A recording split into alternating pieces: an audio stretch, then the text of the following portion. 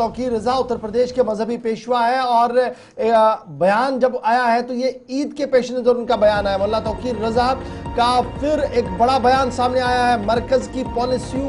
पर सवाल उठाया है, ईद सादगी से मनाने की भी अपील की है और न सिर्फ इतना बल्कि ये इल्जाम भी लगाया कि दरगाहों, मस्जिदों और इदारों को तोड़ा जा रहा है और जिस तरीके से सौगात पहुंचाने की कोशिश की जा रही है, दरअसल ये पूरा मामला सियासत का है और सियासत किसी भी कीमत पर मुसलमान कबूल नहीं करेंगे। बड़ी खबर हम आपको बता रहे हैं, मौलाना तौकीर रजा का फिर से मुतनाज़ा बयान सामने आया है और इस मुतनाज़ा बयान पर वजीर आजम से लेकर यूपी हुकूमत तक उन्होंने निशाना साधा और साफ कर दिया है कि नमाज पढ़ेंगे, सड़क पर पढ़नी पड़े वहां पर भी पढ़ेंगे, जिसको दम है रोक कर दिखाए। मौलाना तौकीर रजा का मुतनाज़ा बयान फटाफट से पहले आपके सामने रखते हैं, उसके बाद सीधे उमेश मिश्रा के पास भी चलेंगे।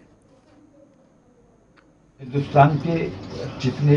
एमपी सेकुलरिज्म में यकीन रखते हैं उन सबसे मैं राब्ता कर रहा हूं और तमाम मुस्लिम एमपी से मैं राब्ता कर रहा हूं और ईद के बाद इंशाल्लाह संभल में धरना दिया जाएगा। जब तक वहां का प्रशासन चेंज नहीं होगा तब तक वहां धरना जारी रखा जाएगा और इंशाल्लाह बरेली से हम कूच करेंगे संभल के लिए और संभल से तब तक नहीं हटेंगे जब तक ये तमाम व्यवस्था ठीक नहीं की जाएगी और वहां की उच्च स्तरीय जांच कायदे से नहीं होगी। उमेश, बड़ा इंपॉर्टेंट है,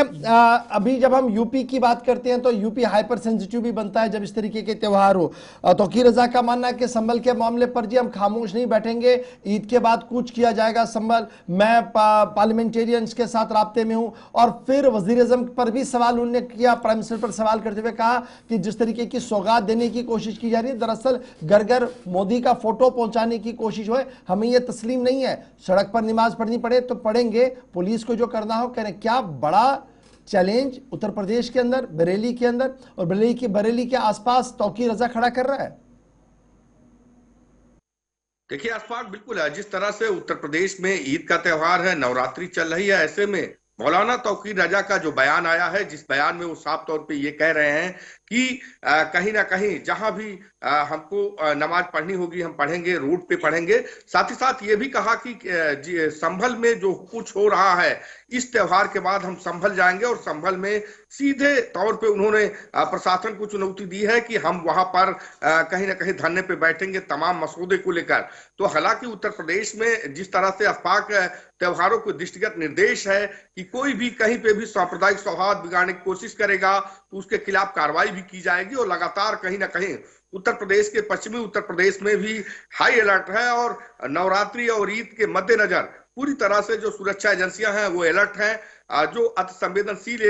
इलाके हैं वहां पर पुलिस की कहीं ना कहीं मूवमेंट है, लगातार पुलिस पार्टियां वहां पर मूवमेंट बनाए हुए हैं, हर एक गतिविधियों पे नजर है पुलिस की और कहीं ना कहीं पूरी मॉनिटरिंग खुद पुलिस मुख्यालय से की जा रही है। डीजीपी यानी प्रशांत कुमार ने जिस तरह से निर्देश दिया था कि जो नवरात्रि है उस दरमियान कोई भी मांसाहारी जो दुकानें हैं वो मंदिरों के आसपास नहीं होगी और कहीं पे भी सांप्रदायिक सौहार्द बिगाड़ने की कोशिश कोई भी करेगा तो उसके खिलाफ बड़ी कार्रवाई होगी। हालांकि आप देखिए कि जिस तरह से मौलाना तौकीर रजा का बयान आया है कि हम संभल को लेकर विरोध करेंगे और नमाज पढ़ने को लेकर उन्होंने जिस तरह से कहा कि हम सड़कों पे ही नमाज पढ़ सकते हैं, देखते हैं किसकी हिम्मत होती है कि हमको हटाए। तो इस तरह का हालांकि तौकीर रजा का जो बयान है कहीं न कहीं सियासी बयान है और कहीं सांप्रदायिक सौहार्द ना बिगड़े इसको लेकर सरकार ने लगातार जो सरकार की मशीनरी है वो काम कर रही है और शायद यही वजह है कि आप देखिए कि उत्तर प्रदेश सहित तमाम ऐसे प्रदेश में जहां पर अलर्ट है और सुरक्षा एजेंसियां लगातार कहीं ना कहीं सुरक्षा प्रदान कर रही है कि किसी भी संप्रदाय में कोई तनाव ना हो। और हालांकि एहतियात को लेकर जो एजेंसियां हैं, जो अधिकारी हैं वो पूरी तरह से सतर्क हैं। बहुत शुक्रिया उमेश हमारे साथ ज्वाइन करने के लिए।